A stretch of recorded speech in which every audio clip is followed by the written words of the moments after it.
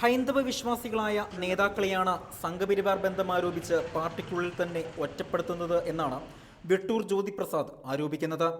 സംഘപരിവാറിനെതിരെ പ്രതിരോധം തീർക്കുന്ന ഈ നേതാക്കളെ സംരക്ഷിക്കാൻ കോൺഗ്രസ് നേതൃത്വത്തിന് കഴിയുന്നില്ല.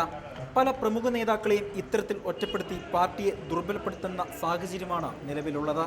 കോൺഗ്രസിൽ ഹിന്ദു ആയാലും മുസ്ലിം ആയാലും ക്രൈസ്തവനായാലും എല്ലാവരും ഒരേപോലെ നിൽക്കുന്ന ഒരു അന്തരീക്ഷം ഉണ്ടാക്കണം. അതിനൊരു വേർതിരിവ് ഉണ്ടാക്കാൻ ചില ആളുകൾ ബോധപൂർവമായി ശ്രമിക്കുകയാണ്. ക്ഷേത്ര ഭാരവാഹിത്വം വഹിക്കുവാനും ഹൈന്ദവ വിശ്വാസ ജീവിതം നയിക്കുന്നതിനുള്ള സ്വാതന്ത്ര്യം ഇന്ന് കോൺഗ്രസിനുള്ളിലില്ല. പാർട്ടിക്കുള്ളിലെ ചിലരുടെ കുപ്രചരണങ്ങൾ മൂലം മൗലിക അവകാശങ്ങളാണ് നിഷേധിക്കപ്പെടുന്നതെന്നും വെട്ടൂർ ജ്യോതിപ്രസാദിന്റെ ഫേസ്ബുക്ക് പോസ്റ്റിൽ പറയുന്നു. ശക്തമായ നേതൃനിര ഇല്ലായ്മക്കുറവാണ് കോൺഗ്രസിനെ കൂടുതൽ ദുർബലപ്പെടുത്തുന്നത്. മുളയാണി വെച്ച് ചുരുക കൈ കൊടുത്തിട്ട് നീ പോയി യുദ്ധം ചെയ്തോ എന്ന് പറയുന്നത് ശരിയല്ല. പാർട്ടിക്കുള്ളിലെ ചില പ്രമുഖ നേതാക്കളാണ് ഇത്തരത്തിലുള്ള പ്രചരണങ്ങൾക്ക് പിന്നിലെന്നും വെട്ടൂർ ജ്യോതിപ്രസാദ് ആരോപിക്കുന്നു. അജി കുഞ്ഞുമോൻ, റിപ്പോർട്ടർ, പത്തനംതിട്ട.